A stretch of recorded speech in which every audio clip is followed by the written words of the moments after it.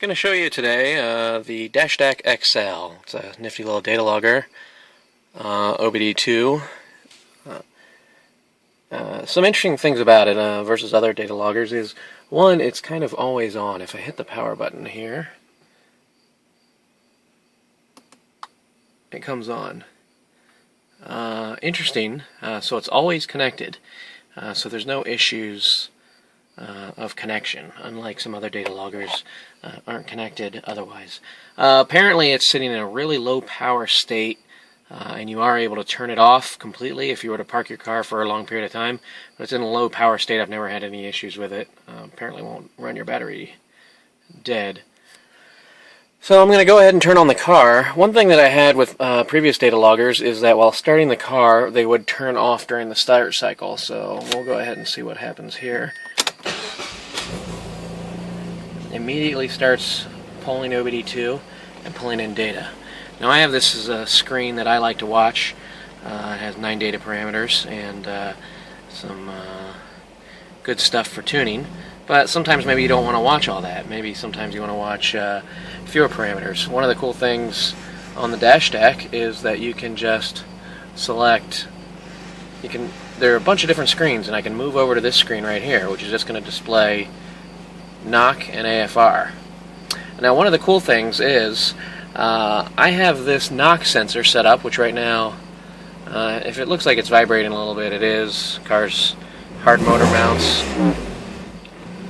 I can set up this knock alarm here.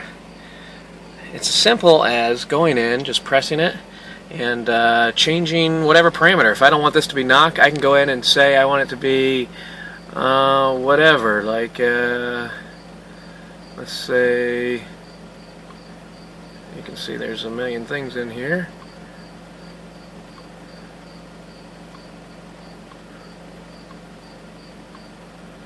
Now I have more things displayed than you would necessarily need displayed, but let's see, look at that, actual position of crankshaft, time since engine start, vehicle speed, yada yada, a million different things. But if I go all the way up to the top, and let's say absolute load, I'm going to go ahead and save that and save it again. Now I'm looking at my absolute load of 12%. That's all it takes to change the parameter on it. Very cool. What you see here is a graph. I currently have it set to display 1 minute and 1 minute, but I can change that parameter really easily by just doing this. Too cool. If you've worked with other data loggers before, then you will appreciate the simplicity here. I'm going to go ahead and change this back to KR. I should say that this parameter set that I'm looking at, I don't know if you can see it, but it says Ford specific. This is in a Mazda MX-5, and the Ford specific list is the stuff that's going to work for the MX-5. There is an additional charge for that, however. I think they get $100 or thereabouts for that set of parameters. About the only parameter that I find useful in it is the knock retard one. To me, most important parameter, and I'm going to pay the $100 for it. So they figured that one out. Now, if you'll notice, my parameters change, or my alarm settings changed on this. Before I had a high warning and a high limit. I'm going to set my high warning to 2 degrees. I'm okay if I see anything under 2 degrees, but if it's higher than 2 degrees, it's actually going to change colors. You can see it's going to be purple or whatever color it is over here. I'm colorblind. If it reaches 2 degrees, it's going to change that to yellow. 2 degrees or higher, it'll change it to yellow, which is nice because it gives you a little visual warning. You can also set it to give you an audio warning, such as that. It's pretty quiet, actually. I don't think I have the volume up all the way. But what is kind of cool is there's an audio out on this side of it, and you would just be able to tie that into your car stereo if you wanted a more audio alert. And you know, there are a number of different waves. You can add your own waves. to it. I don't typically run with any audio alert. I'm going to go ahead and cancel that. So anyway, if you wanted to change this to a different color, it's as simple as just picking from the color palette. So simple. So simple if you've worked with anything else. Alright, so now I have this. Actually, I forgot to save that. So let me go back and do that. I say it's so simple, and there I make a mistake. We'll go back to knock retard, save, and save. So now we're at knock retard and air-fuel ratio. Now I have this running as a 1-minute graph because it's very nice, because actually if I'm doing an autocross or a track day event or something like that, this is the screen I'm going to have up. And it's going to display my air-fuel ratio, which you can quick take a glance at, and then the knock degrees. Now, I can't constantly watch my this alert thingy while I'm autocrossing, but at the end of a run, which usually lasts a minute, I can look at this graph, and if I see any spikes, I know that I have a problem, and I need to either rectify that or watch it. So that's really handy, so you can quick take a gander at. That's kind of like data logging the last minute and being able to review it right now. So as you can see, as you change things, the graph will change. Okay, so let's go back to this other more interesting screen, or has more data anyway. And yeah, this is really cool. Same thing, if you want to change what any of these data parameters are, it's as simple as touching it, and then go ahead and going and changing that. Very cool. Each one of them has an alarm and all that. There's some other screens on here too I haven't really used. Some gauges here. Looks like I've got the center one set up to be AFR. I don't have either of the other ones set up to be anything, but here's a good exercise. We'll go ahead and set this one to engine RPM, and we have it set to forward, but I'll go ahead and put it to generic. There's fewer things in there. And there's engine RPM.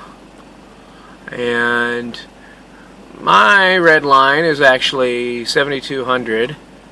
So I'm going to go ahead and set it to that. And let's say I want a high warning at 6,500. You don't have to set anything if you don't want to. And I'll change that to red. Getting into the red line. So now you can see I have a tach. If you like that kind of readout, for me, not super useful. You could easily set this one to miles per hour, vehicle speed, or whatever you like. Pretty darn easy. But so this is the real cool part. Well, that aspect of the data logging is very cool. Another thing, if you ever get check engine lights, I'm going to go ahead and turn the car off. So I'm in the garage, don't want to kill myself here.